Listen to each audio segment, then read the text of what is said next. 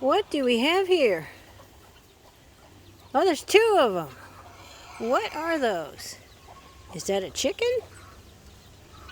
No? Those are called guineafowl. Well, there's the back end.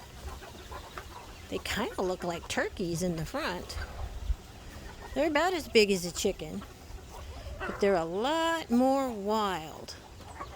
Look at that little horn on their heads. Yeah.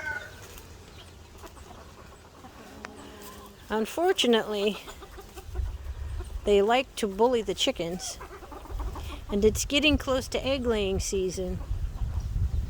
And the boy really likes to bully the chickens.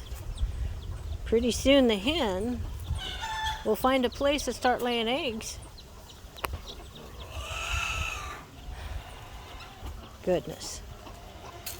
And he'll guard her, but they'll both run away if something threatens them that they can't handle.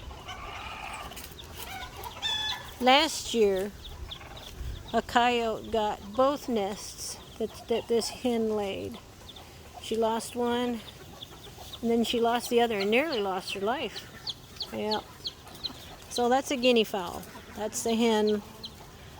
And that's the guinea cock. The rooster of the guinea world.